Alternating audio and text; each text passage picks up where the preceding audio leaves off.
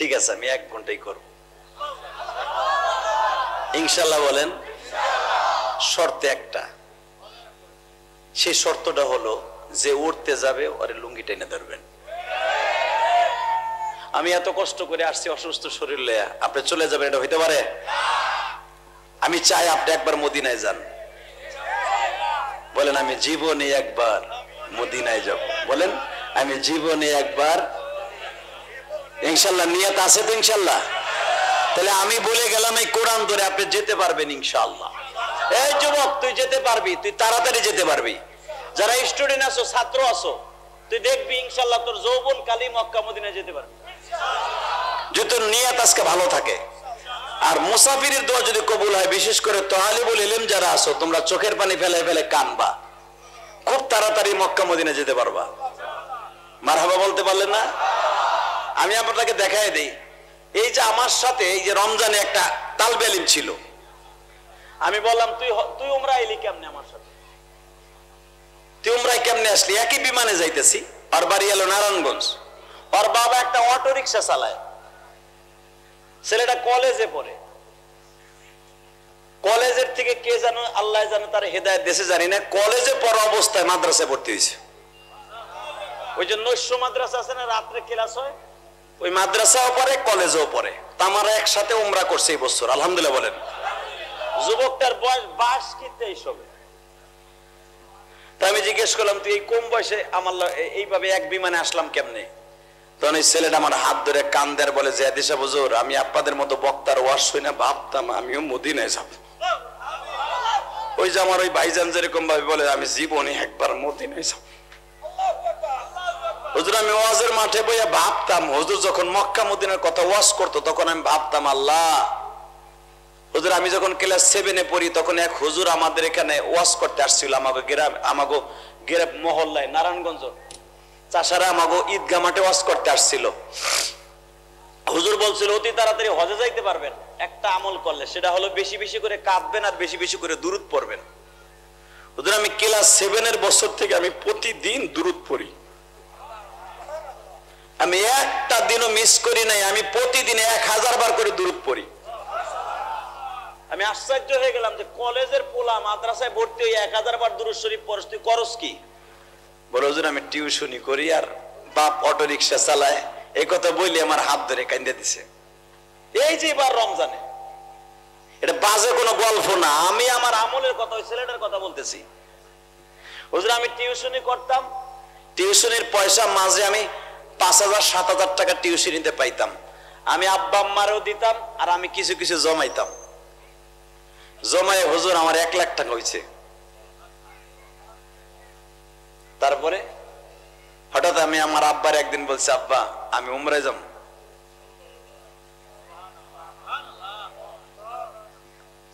আমার আব্বাও সেরকম মদিনার পাগল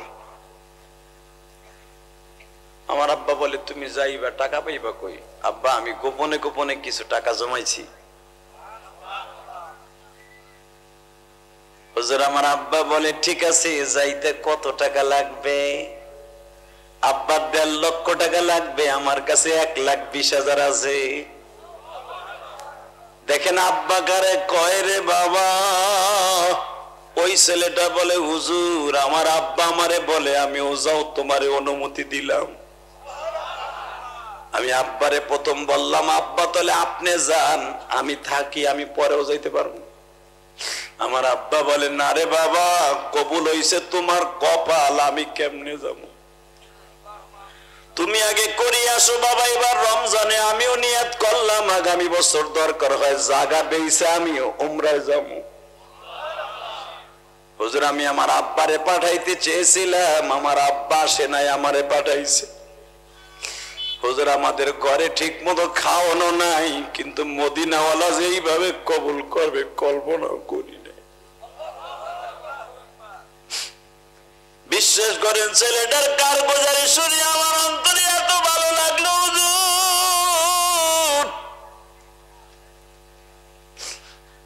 ছেলেটার আমি বললাম যাও যাও কারো হজ কবুল না হলে তোমারটা হবে আমি আপনাদের সামনে একটা কাজের বুয়ার ইতিহাস তুলে ধরি গো বাবা আপনারা ঢাকার তেজগাঁয়ের নাম শুনছেন কিনা? মারহাবা বলেন। এই তেজগাঁও পার হলে বাবা সামনে গুলশান বনানীর নাম শুনছেন কিনা? একটা কাজের বুয়া বাসায় কাজ করতো, আমার মায়েরা শুনে নেবেন মা, বাসায় কাজ করতো। হজের আর মাত্র 19 দিন বাকি আছে। বনানীর একজন শিল্পপতি স্ত্রী, স্বামী স্ত্রী হজে যাবে। কাজের বুয়ারে বলছে, ও রাবেয়ার মা, আমার এহরামের কাপড় 4টা ধুইয়া দাও, কারণ 4টা কাপড় অর্থাৎ 2 সেট এহরামের কাপড়। ওই কাজের বুয়া সাবধানে বাবা, কাজের বুয়াটা সাবান দিয়া হেরামের কাপড়টা ধুইতেছে। বাজান ওই হেরামের কাপড় ধোয়া পানির সাথে চোখের পানিও গড়ায় গড়ায় পড়তেছে। কাজের বুয়া বালতির মধ্যে নিয়ে যখন হেরামের কাপড়টা ধুইতেছে, চোখের পানি বালতির মধ্যে পড়ে আর বলে, মালিক রে, আমার মালিকের টাকা আছে, তোমার মক্কা মদিনা দেখতে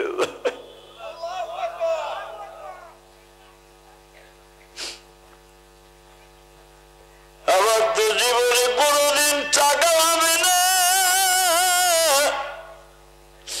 5-6 লাখ টাকা জীবনে জমাইতেও পারবো না, মক্কা মদিনায় যাইতেও পারবো না। 6,500 কিলোমিটার রাস্তা বিমানে উঠিয়া নবীর রওজাটা দেখতে পারবো না, কিন্তু ইহরামের কাপড়টার একটু চোখের পানি দিয়া ধুয়ে দিয়ে দিলাম। আল্লাহ, আমার এই পানিটা তো অন্তত রসুলের রওজায় যাবে, এই ইহরামের কাপড়টা তো মক্কায় যাবে। ইহরামের কাপড়ের সাথে আমার চোখের পানি লাগাইলাম। আমি একজন কাজের বুয়া, গরিব মহিলা, অবশ্যই এই চোখের পানিটা যদি ইহরামের কাপড় সুতার সাথে লাগে, আমার এই মালিক এই কাপড়টা পরিয়া যখন তওয়াফ করবে, আমার চোখের পানিটা তুমি কাবা ঘরে সাক্ষী রেখে দিও। কাজের বুয়া এইভাবে কাঁদছে আর সুন্দর করে বাবা ইহরামের কাপড়টারে ধুইয়া শুকাইছে, শুকাইয়া বাবা আবার চোখের পানি ওইটার সাথে লাগাইছে। ইহরামের কাপড়ের সাথে চোখের পানি লাগাইয়া সুন্দর করে ইস্তারি করিয়া ভাঁজ করে মালিকের লাকেজে ভরে রাখছে। বাজান এখন আমার দিকে তাকাই আপনিও কাঁদতেন। 4 দিনের মাথায় হঠাৎ করে কাজের বুয়া বলতাছে, ও আমার মালিক, বলো রাবেয়ার মা, আমার 1 মাসের ছুটি দেন। সুবহানাল্লাহ বলেন না? আপনারা তো হজে যাবেন, 40 দিন লাগবে, আমার 1 মাসের ছুটি দেন, আমার একটু কাজ আছে। 4 দিনের মাথায় মালিক বলতেছে, তুই 1 মাসের ছুটি নিবি, ঠিক আছে, আমরা যখন হজে যাইতেছি তোর তো বেশি কাজে লাগবে না, কাজের বউ তো আর একটা আছে, যা তুই 1 মাসের ছুটি নিয়ে কি তোর মাইয়া ঠেয়া বিয়ে দিবি গ্রামে যায় মমিন সিং বাড়ি, যা করি করবো, আমার 1 মাসের ছুটি দেন। মারহাবা কোন বাজান রে, 1 মাসের বেতন অগ্রিম লইয়া গেছে গা। এরা হজে যাওয়ার আগেই কাজের বুয়া নাই। মালিক আর মালিকের বউ যখন তওয়াফ শেষ করে বাবা আব্দুল আজিজ গেট দিয়ে 1 নাম্বার গেট দিয়ে যখন বাইর হইতেছি, হঠাৎ করে দেখি সাদা বোরকা পরা আমাকে কাজের বুয়ার মতো দেখা যায়। মালিকের বউ কই দেয়া হতেই যে আমাকে রাবেয়ার মা না, হ্যাঁ রাবেয়ার মা কইতেই বউ আগায় দেখো না একটু। মালিক রে দেখে রাবেয়ার মা, কাজের বুয়াটা মুখ ঢাকতেছে লজ্জায়। এই তুমি কি রাবেয়ার মা? তোমার রাবেয়ার মা আমার কাজের বুয়া? চোখের পানি ছেড়ে দিয়ে কয়, মালিক হ্যাঁ আমি আপনার বাড়ির কাজের বুয়া। তুই কেমনে আইলি? তুই 1 মাসের ছুটি নিয়ে না গ্রামের বাড়ি গেলি? মালিক আমি সিটি নিয়ে কেন আসছি জানেন? আপনি শোনেন নাই? আপনার বাড়ির 3 বাড়ি পরে তারাও স্বামী স্ত্রী হজে যাওয়ার জন্য নিয়ত করছিল। হঠাৎ করে ওই বাড়ির মালিকের স্ত্রী মারা গেছে, শোনেন নাই? আমি 2 বাসায় কাজ করতাম, আপনার বাসায় আর ওই বাসায়। হঠাৎ করে তার ছেলেরা সিদ্ধান্ত নিল, আমার মা তো চলে গেছে, মায়ের হজের ফ্লাইট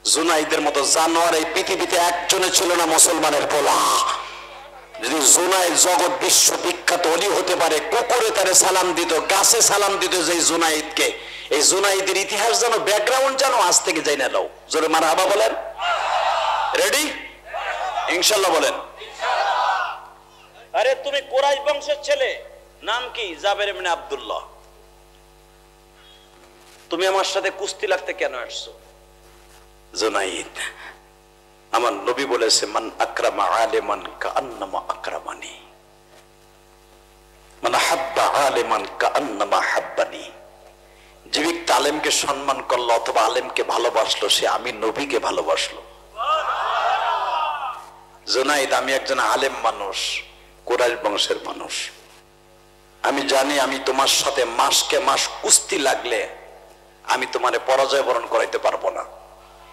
কিন্তু জুনাইদ বড় আশা করে আসছি, তুমি যদি আশেকে রাসূল হও, মক্কা মদিনায় যাওয়ার আশা থাকে তোমার, আমি রাসূলের বংশের মানুষকে একটু প্রেম করে ভালোবাসে একজন আলেম হিসাবে আমারে জিতায় দাও।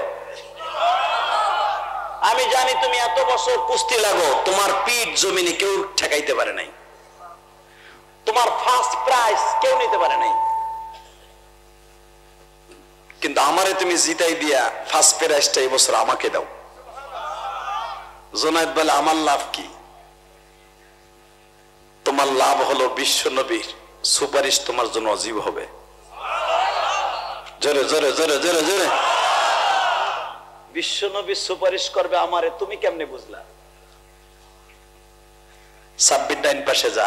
আমি বলতে চাই, যখন বলছে বিশ্ব নবী সুপারিশ আমার জন্য অজীব হবে, এটা তুমি কেমনে বুঝলা? বলে, আমি বুঝলাম এইটা যে বিশ্ব নবী তোমার সুপারিশ করবে, আমার নবী তোমাকে স্বপ্নে দেখা দিবে। আমি বললাম, আপনারা যদি আজকে আমল করেন, আমার নবী আপনার সাথে দেখা দিবে ইনশাআল্লাহ। বলেন তো আল্লাহু আকবার, জোরে বলেন তো। নবীর স্বপ্নে দেখার নিয়ত আছে? আমি কোরআন ধরে বলে গেলাম, আমার নবীরে দেখতে পারবেন। আমি বলি নাই, আমার নবী নিজে বলছে, যদি আমারে দেখতে চাও সর্বপ্রথম আমার প্রেম তোমার অন্তরে ঢুকাও। তুমি যদি একটা মেয়ের সাথে প্রেম করার কারণে মেয়ের প্রতিদিন স্বপ্নে দেখো, আমার নবীর সাথে একটু প্রেম করে দেখো না। শয়নে স্বপনে এমনকি নামাজের সেজদার ভিতর আমার নবীরে দেখতে পারবেন। রেডি? নিয়ত আছে ইনশাআল্লাহ। জুনাইদ বাগদাদি বলেন, আমি জাবের ইবনে আব্দুল্লাহকে বললাম, আমি নবীকে স্বপ্নে দেখতে পারবো, মক্কা মদিনা যেতে পারবো? কয় হ্যাঁ। তোমারে জিতাই দিলে? কয় হ্যাঁ। সত্যি পারবো? কয় হ্যাঁ। কি করতে হবে তাই বলো, তুমি অভিনয় করে আমারে জিতাই দিবা, তুমি নিচে পড়ে যাবা। জাবের ইবনে আব্দুল্লাহ জুনাইদকে বললেন, আমি তো তোমার সাথে শক্তিতে পারবো না। এ জুনাইদ, তোমার পরাজয় বরণ করার জন্য প্রসেসিং কি সব আমার শিখায় দাও। জুনাইদ বাগদাদি বললেন, তুমি আমার গলার মধ্যে হাত দিবা, দুই ঠ্যাঙের মাঝখান দিয়ে তোমার ঠ্যাংটা ঢুকায় দিবা, একটা মোচড় দিয়ে আমার জমিনে ফেলাই দিবা, আমি 3 বার অভিনয় করে জমিনে পড়িয়ে যাব। যদি আপনি আশেকে রাসূল হন গো বাবা, আমার নবীরে আপনি কেমনে স্বপ্নে দেখবেন, আমলটা শিখাই দিয়ে যাই। জীবনে মাদ্রাসায় পড়তে পারেন নাই, আলেম হতে পারেন নাই। জুনাইদ বাগদাদির বয়স কিন্তু তখন কেউ বলেন 38 বছর, কেউ বলেন বাবা 32 বছর। এই 38 বা 32 বছরের জুনাইদ যদি জগৎ বিশ্ববিখ্যাত ওলি হতে পারে, তুই কেন পারবি না রে যুবক? এবার আওয়াজ দিস। জুনাইদ বাগদাদি বলতেছে, তুমি আমার জমিনে ফেলে দাও। ফেলে দিল বাবা। ফার্স্ট প্রাইজ নিয়ে যখন জাবের ইবনে আব্দুল্লাহ বের হয়ে যায়, গ্যালারির সমস্ত মানুষগুলা বলে, এটা পাতানো খেলা, মানি না, মানবে না। এই মানুষটার কাছে জুনাইদের মতো এত বড় শক্তিশালী মানুষটা কোনজন পরাজয় বরণ করতে পারে না। মনে হয় জুনাইদ যে পুরস্কারের টাকা পাইতো, তার চাইতে ডাবল টাকা মনে ওই জাবের ইবনে আব্দুল্লাহ তারে দিছে। এই জন্য সে নিজে ইচ্ছা করে পরাজয় বরণ করলাম, ইরাকের জমিনকে পরাজয় বরণ করাইলো। কেউ জুনাইদের চুল ধরে টান দেয় বাবা, কেউ মাথা ধরে টান দেয়, কেউ একটা কিল দেয়, ঘুষা দেয়। জুনাইদ বাগদাদি কোনো প্রতিবাদ করে না গো বাবা।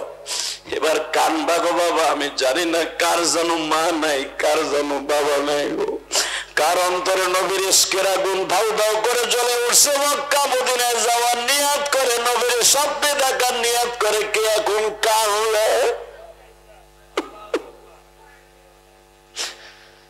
কেউ যদি নবীর আশিক হয়ে যায়, আল্লাহর প্রেমিক হয়ে যায়, দুনিয়া কে তারে খারাপ বলুক ভালো বলুক এদিকে তাকায় না বাবা।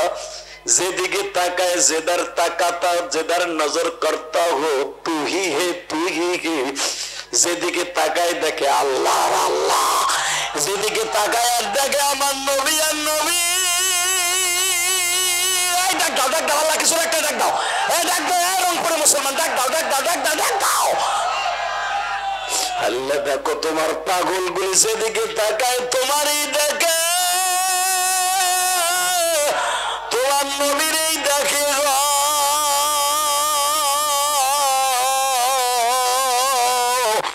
इश्क़ महबूब खुदा जिस दिल में हासिल नगी लाखों मोमिन ईमान रखा। আল্লাহ তোমারে পাইবার জন্য তোমার পাগল গুলো এখন তোমার ইশকের আগুন কলিজায় জ্বালায় ফেলবে। তোমার ইশকের আগুন ছাড়া তো মক্কা মদিনায় যাওয়া সম্ভব নয়। আল্লাহ আজকে 22 মে তোমার পাগল গুলো এখন জুনাইদ বাগদাদির মতো তোমারে ডাক দিবে। জুনাইদ বাগদাদি ডেকে ডেকে বলে, ও জাবের ইবনে আব্দুল্লাহ, আমি তো তোমারে জিতায় দিলাম, তুমি আমারে কি দিয়া গেলা? জাবের ইবনে আব্দুল্লাহ হাতের মধ্যে এই আঙ্গুলটা গালের মধ্যে দিয়া বাবা হাতের মধ্যে লিখে দিয়ে যায়, নবী গো আপনি না বলছেন মান আকরামা লিমান কান্নামা আকরামানি, মান হাব্বা লিমান কান্নামা হাব্বানি। যারা আলেমকে মোহাব্বত করলো, যারা আলেমকে মোহাব্বত করে অন্তত মুসাফার মধ্যে 10টা টাকা হাদিয়াও দিল, সে যেন আপনার নবীরে হাদিয়া দিল, আপনার নবীরে ভালোবাসলো। নবী গো আপনার এই জুনাইদ বাগদাদি নর্দমার কীট ছিল, জানোয়ার ছিল ওমরের মতো। আজকেও আমার আলেম হিসাবে 1000 দিনার হাদিয়া দিয়ে আমার জিতাই দিছে। নবী আপনি ওরে হাদিয়া দিয়া জিতাইয়া দেন গো নবী।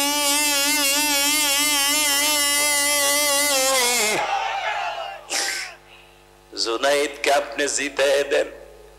বাজানরে যখন জাবের ইবনে আব্দুল্লাহ দোয়া করে দিয়ে গেছে গো বাবা, জুনাইদ বাগদাদি কাঁদতে কাঁদতে বাড়িতে গেছে। জুনাইদের বিবি ডেকে ডেকে বলে, তুমি একটা সাধারণ মানুষের কাছে পরাজয় বরণ করলা। জুনাইদ বাগদাদির মা তখন বেঁচে ছিল। জুনাইদ বাগদাদির মা বলে, বাবারে তুই কার কারণে কোন আশায় তুই পরাজয় বরণ করলি? এতদিন কুস্তিবিদ হিসাবে তুই এই বাগদাদের জমিনে, আমরা সরকারি বাড়িতে থাকতাম, সরকারি খাবার খাইতাম, বাবা কোন আশায় তুই এইভাবে আমাদের বাড়িটা পর্যন্ত সরকার এখন নিয়ে যাবে? জুনাইদ বলে, মা হাউজে কাউসারের আশায় মা,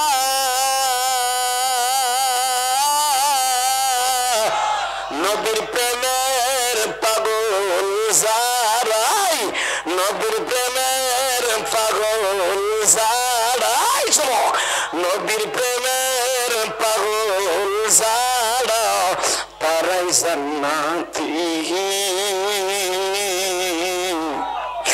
নবীর জন্য জীবন দিবা আসো কি মনি নাই? নবীর জন্য জীবন দিতে রাজি আসো না নাই? কে কে রাজি আসো দেখে আল্লাহকে তো হাত উঁচু করে দেখাই দাও তো।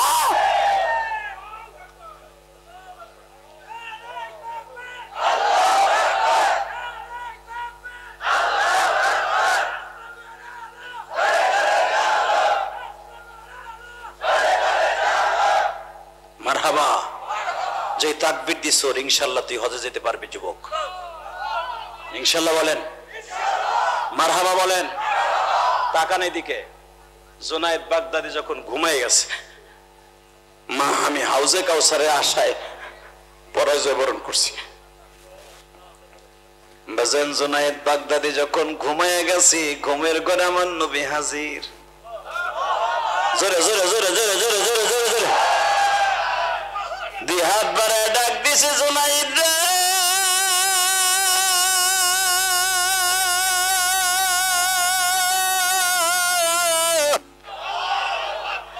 আয় রে জুনায়েদা,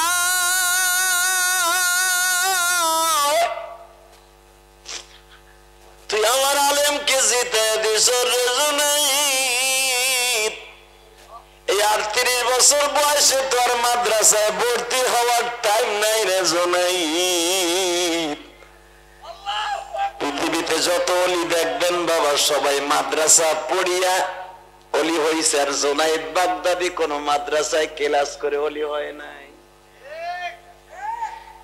ইলমে লাদুনির দ্বারা বাবা জুনায়েদ বাগদাদি পৃথিবীতে একজন মাত্র অলি।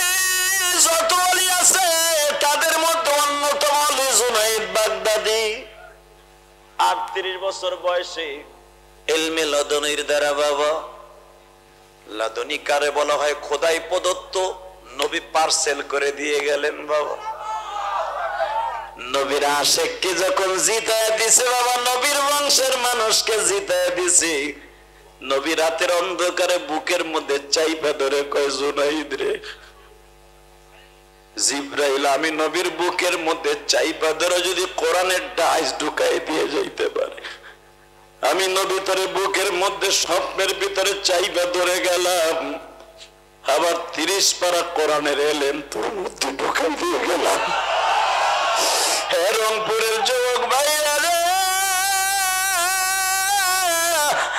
আমি আজকে 22 মে তোদের দুইটা পাও ধরে বলে দিয়ে গেলাম গো, তুই জীবনে কত গুনাহ করছ, তুই জীবনে জুনায়েদের মতো এত বড় জানোয়ার ছিলি না। জুনায়েদ মদ খাইতো, জুনায়েদ কুস্তির প্রতিযোগিতায় নামলে বাবা মদ খাওয়ান সারা নামতো না। ওই জুনায়েদ যদি জগৎ বিশ্ববিখ্যাত অলি হইয়া জুনায়েদ বাগদাদি হইতে পারে গো, তুই এখন মাওলার ইশকের আগুন অন্তরে জ্বালায়া দিবি। জুনায়েদ যখন ঘুমের থেকে আমার নবীর দেখা পাগলের মতো চিল্লানি দিয়া উঠছে, মা তুমি কই? হাউজে কাউসারের কান্ডারে আমার নবী আমার কাছে রাত্রে আসছিল মা, আমার অন্তরের মধ্যে নবী সিনার মধ্যে কোরআন ঢুকাই দিয়ে গেছে। জুনায়েদের মা কান্দে আর বলে, জুনায়েদ রে, আমি যখন শুনতে পারছি তুই নবীর বংশের মানুষকে সম্মান করছো, আমি সকলে যাই নামাজে বয়া দোয়া করছি, ও মালিক আমার জুনায়েদ কি তুমি ওলি বানায় দাও। জুনায়েদ আমি যাই নামাজে বয়া দোয়া করছি, আর আমার নবী তোর সাথে পার্সেল করে দিয়ে গেছে। ও আমার রংপুরের যুবক ভাইরা, আমি তোর দুইটা পাও ধরে বলে দিয়ে যাই, জুনায়েদ দুইটা কারণে ওলি হয়েছে। 1 নম্বরে আলেমকে ভালোবাসার কারণে, নবীর অন্তরে নবীর প্রেম থাকার কারণে, 2 নম্বরে মা দুঃখিনীর দোয়ার কারণে। শুধু আমার সাথে একটা আওয়াজ দিয়ে বলো, মক্কায় যাওয়ার নিয়ত আছে না নাই?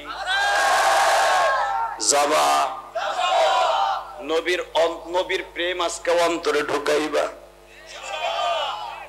কত হাজি মক্কায় যায় গো বিমানে, আমি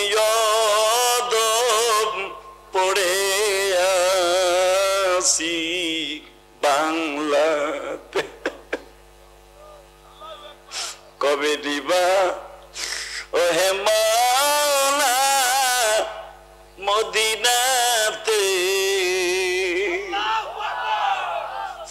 তোমার নবীর আশিক হয়ে ডাকতাছি। আল্লাহর গরিব মানুষ একবার যাইতে চায় গো আলী,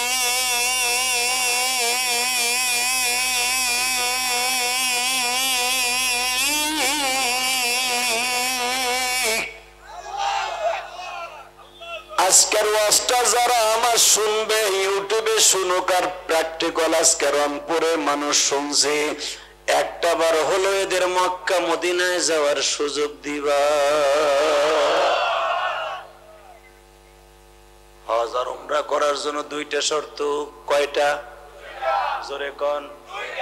এক নম্বরে আল্লাহ এবং আল্লাহর রাসূলের প্রেম ঢুকাইতে হবে। দুই নম্বরে মা বাবার দোয়া নিতে হবে। যুবক উঠবি না, কপাল পড়বে তোর জীবনে, কপাল জীবনে জোড়া লাগবে না, একটা উঠবি না। মারহাবা বলেন। মা বাবার দোয়া নিবা না? জুনায়েদ বাগদাদি 2 কারণে ওলি হয়েছে বলছি না? মায়ের দোয়া 2 নম্বরে, নবীর ইশক জোরে কোন মারহাবা। হজে যাওয়ার নিয়ত আছে? মায়ের দোয়া নিবা? এখন যদি আমার দাড়ি পাকা বাজানরা বলেন হুজুর আমার তো মা নাই, আমি কার কাছ থেকে দোয়া নিব? আমি আপনার মতো ভাই, আমারও মা নাই। ওই গোপালগঞ্জের জমিনে ঘুমিয়েছে আমার মা, যেই জমিনে বঙ্গবন্ধু ঘুমিয়েছে, আল্লামা শামসুল হক ফরিদপুরে ঘুমিয়েছে, ওই জমিনে আমার মা দক্ষিণেও ঘুমিয়েছে। আমি আপনাদের 2টা পাও ধরে বলে দিয়ে যাই, আমার মায়ের বড় আশা ছিল আমার আলেম বানাবে। আমি মাদ্রাসায় পড়তে চাই নাই যুবক, বিশ্বাস কর। আমার মা আমারে একদিন সকালবেলা 1 প্লেট দুধ ভাতের মধ্যে আমার হাতটা চাইপে ধরে বলছিল, ইলিয়াস রে তুই আমার সাথে ওয়াদা দে, তুই আলেম হবি। তুই যদি আলেম হস আমি মা তোরে দুধের দাবি ছেড়ে দেব। এই কোরআন ধরে বলছি। আমি বললাম মা সবাইকে আর আলেম হইতে পারে? মা বললেন আমি দোয়া করি তুই আলেম হবি, আর তুই যদি আলেম হস তুই আমার কবরের পাশে দাঁড়িয়ে দোয়া করবি। আমি মার সাথে ওয়াদা দিয়ে ফেললাম, ঠিক আছে মা আমি আলেম হব। মাননীয় প্রধানমন্ত্রীর 1 নম্বর আসন কোটালীপাড়া, দ্বিতীয়টা হলো টুঙ্গিপাড়া, এই 2 আসন থেকে উনি এমপি হয়ে আজকে প্রধানমন্ত্রী। কথা বলেন না কেন? আমি আমার জীবনের প্রথম মাদ্রাসা কোটালীপাড়া মাননীয় প্রধানমন্ত্রী যেই সিটের থেকে নির্বাচিত হয়ে আজকে প্রধানমন্ত্রী। তো আমার মা জীবনের শেষ বিদায় দিয়ে বললো, ইলিয়াস রে তুই যদি মাদ্রাসা ছেড়ে না আসস আমি মা কিয়ামতের মাঠে বলবো আল্লাহ আমি ইলিয়াস রে দুধের দাবি ছেড়ে দিছি। যুবক আয় আমি তোর পাও ধরে ধরছি, যারা হাফেজে কোরআন আসস, আমি কিন্তু হাফেজ না। আমি 12 বছরের পোলা, কি বুঝি? আমি মাদ্রাসায় চলে গেলাম। আমি মাদ্রাসায় পরীক্ষার হলের মধ্যে বসে শুনলাম আমার মা আজকে দুনিয়ায় নাই। 12 বছর বয়সে মা হারাইয়া প্রতিদিন কাঁদিরে যুবক। কিন্তু আমার মা যেদিন আমার জীবনের শেষ বিদায় দিয়ে দেয়, এই কোরআন বুকে নিয়ে বলে গেলাম, আমার মা আমারে বলছিল ইলিয়াস যে একদিন তুই টাকার মালিক হবি, আমি মা বেঁচে থাকবো। তুই যদি টাকার মালিক হস একটা মসজিদ মাদ্রাসা বানাবি রে বাবা। আমি আমার মাকে 12 বছর বয়সের পোলা, আমি কি বুঝি বাবা। মারে বললাম মা যদি আল্লাহ আমারে টাকার মালিক বানায় আমি তোমার ওসিয়ত পালন করবো, একটা মসজিদ মাদ্রাসা বানাবো। বাদন আমি ঢাকা কেরানীগঞ্জ 4 কোটি টাকা খরচ করে একটা মসজিদ বানাইছি। আপনার গ্রামে শাহাদাত আছে না? হ্যাঁ মনে শাহাদাত। আর বাবা আমার লগে দেখা করলো, কই ওর বাবা? ওই যে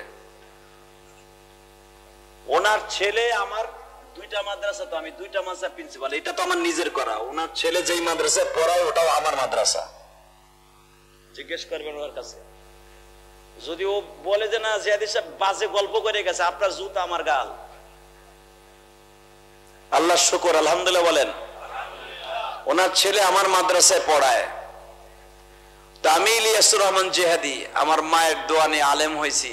আমার মায়ের ওসিয়ত পালন করতে যে 4 কোটি টাকা খরচ করে একটা মসজিদ বানাইছি, দেখার মতো একটা সুন্দর মসজিদ বানাইছি, একটা মাদ্রাসা করছি। বাবা মাননীয় প্রধানমন্ত্রী বাংলাদেশে 560টা মসজিদ করেছে। তার ফ্যামিলিতে তার দেশে বিবাহ করছি। আমি ওই জায়গার সন্তান। যদি আমি যে বলতাম আমার 2 কোটি টাকা দেন, প্রধানমন্ত্রী দিত আমারে, আমি জীবনও যাই নাই। আমি মসজিদ করেছি আমার রক্ত পানি করা পয়সা দিয়ে, আলহামদুলিল্লাহ বলেন। আমি ওয়াজে যত হাদিয়া পাই, এবং আমি 2টা বাড়ি বেচছি ঢাকার। ওনার ছেলে শাহাদাতের কাছে জিজ্ঞেস করে দেখেন, 2টা বাড়ি বেচে আমি মসজিদ করছি। আমার মসজিদ 2 তলা কমপ্লিট, দেখার মতো একটা মসজিদ করছি, আলহামদুলিল্লাহ বলেন। আমি মসজিদ করেছি, আমি কোনো বড় লোকের টাকা সিমেন্ট নিয়ে মসজিদ করি নাই, আমি করেছি আপনাদের মতো গরিব মানুষের টাকা নিয়ে, আলহামদুলিল্লাহ বলেন না। এমন কোন ওয়াজের রাত নাই যেই রাতে আমার গরিব ভাইরা কেউ আমার মসজিদে টাকা দেয় না। হুজুর আমরা জানি ইউটিউবে শুনছি আপনি মসজিদ করতেছেন আপনার মায়ের জন্য। হুজুর আমারও মা নাই, আপনার মায়ের মসজিদে আমি 1 বস্তা সিমেন্ট দিলাম। হুজুর আমি গরিব মানুষ, অটো রিক্সা চালাই, 100টা টাকা রাখছি, আমি ইউটিউবে শুনছি আপনি মসজিদ করছেন, আপনার মায়ের মসজিদ দিলাম যেন আপনার মা আমার মার সাথে জান্নাতে যায়। এই যে আজকেও যখন আমি যেই বাড়িতে ছিলাম, এক প্রবাসীর বাড়িতে, আলহামদুলিল্লাহ বলেন, উনিও সৌদি প্রবাসী ছিল, 13-14 বছর প্রবাসী। কি নাম ওর? গোলাপ হোসেন। ওর বাসায় যখন আমি রেস্ট দিয়েছিলাম, আমি অসুস্থ মানুষ, একটা ছেলে পাগলা পীর এখানে দোকান করে, মাগরিবের পরে আমার রুমে ঢুকছে, ঢুকে আমার 200 টাকা দিয়ে কি বলে জানেন, হুজুর এটা আমার অনেক কষ্টের টাকা, এটা আপনার মায়ের মসজিদে দিলাম, আমি প্রতিদিন আপনার ওয়াজ শুনি, আমার মা কান দেয় দোয়া করে। আমি বললাম আল্লাহ তোমারে কবুল করুক, তোমার মাকে আল্লাহ সুস্থ রাখুক, জোরে কেন আমিন। আমি আপনাদের দিলে পাও ধরে বলছি। ও আর একটা প্রবাসী, সে কাতার থাকে, ও পাগলা পীর এলাকায় বাড়ি, সে বলে হুজুর আমি কাতার থেকে আপনার ভক্ত, আজ থেকে 2 বছর আগে শুনছি যে আপনার মার জন্য মসজিদ করছেন, আপনার মায়ের মসজিদ আমি টাকা দিলাম, 1 বছর সিমেন্ট টাকা দিলাম, দোয়া করবেন। আমি শুধু 30টা সেকেন্ডে আপনাদের বলতে চাই, ইলিয়াসুর রহমান জিহাদির মসজিদে তারা টাকা দেয় না, ডাইরেক্ট আল্লাহরে দিছে। কথা বলেন না কেন? আমি বললাম যে যুবক দুটা আমার এখানে আসার আগেই তারা আমার মসজিদের খবর জানে, আমার মাদ্রাসার খবর জানে, তাহলে বোঝা গেল এদের দান কবুল হয়েছে বিদে আজকে এই জায়গার টাকা আমার পকেটে আইছে। কথা বলেন না কেন? 30টা সেকেন্ড আমি বলবো, বাবা ইলিয়াসুর রহমান জিহাদি যদি তার মায়ের দোয়া নিয়ে আজকে আলেম হতে পারে, আমার কথায় আপনারা কান দেন, আমার কথায় হাসেন, যুবক তুই ওলি হয়ে যাবি, তোর সাথে যদি তোর মায়ের দোয়া থাকে। মায়ের দোয়া নেওয়ার দরকার আছে না নাই? বাবার দোয়া নেওয়ার দরকার আছে না নাই? 2011 সালে আমি আমার বাবারে নিয়ে হজ করছি। আমি তো 2004 সাল থেকে হজে যাই, আলহামদুলিল্লাহ বলেন। আমি কোন ট্রাভেলসের মালিক না, এবং জীবনে কারো টাকা হজ করি নাই। ভাল না লাগলে বছরে 2-1 বার করে হজ আর উমরায় যাই। উমরা এখন বেশি যাই, হজে এখন যাই না। শুধু 30টা সেকেন্ড একটা আওয়াজ দিয়ে শুনতে চাই। আমার বাবাকে নিয়ে যখন 2011 সালে আমি হজ করলাম, আমার আব্বাকে সাথে নিয়ে, আমার আব্বারে কাবা ঘরের সামনে স্বর্ণের দরজার সামনে দাঁড় করাইয়া এইভাবে কোরআন শরীফের মতো বুকের মধ্যে চাইপা ধরলাম, চাইপা ধরে বললাম, আব্বা আপনি আমার মাপ না করলে আরাফার মাঠে সব হাজির দোয়া কবুল হবে, আমারটা কবুল হবে না। বিশ্বাস করেন, আমার আব্বা কাবা ঘরের দরজার সামনে দাঁড়াইয়া আমার বুকের মধ্যে চাইপা ধরে বললো, যাও আমি তোমারে মাফ করে দিছি। আমি শুধু আপনাদের 2টা পাও ধরে বলবো, যুবক যারা এখানে বসে আছো, তুমি যদি জীবনে হজ করতে চাও, বাবা মাকে নিয়ে হজ করতে চাও, আমার এই আমলটা করো। 30টা সেকেন্ড আমি তোমার বন্ধু বানাবো। আগামী মাস হজের মাস, জিলকাদ মাস চলতেছে, এর পরের মাসে জিলহজ মাস। তুমি যদি মক্কা মদিনা যাইতে চাও, এই কোরআন হাতে নিয়ে বললাম, 30টা সেকেন্ড ওই যুবকগুলো দাঁড়াবা। রাত 12টার সময় ওই যুবকগুলো দাঁড়াবা, যেই যুবকগুলার বাবা এই মাঠের মধ্যে আছে। হুজুর আমরা 2 বাপ বেটা একসাথে ওয়াজ শুনতেছি, আমরা কাঁদতেছি।